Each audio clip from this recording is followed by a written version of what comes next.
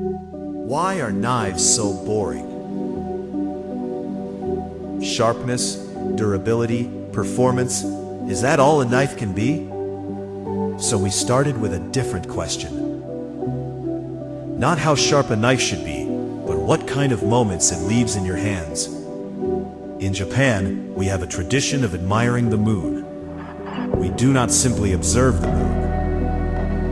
While gazing at the moon, we feel time, where generations of craftsmanship and culture connect to the present.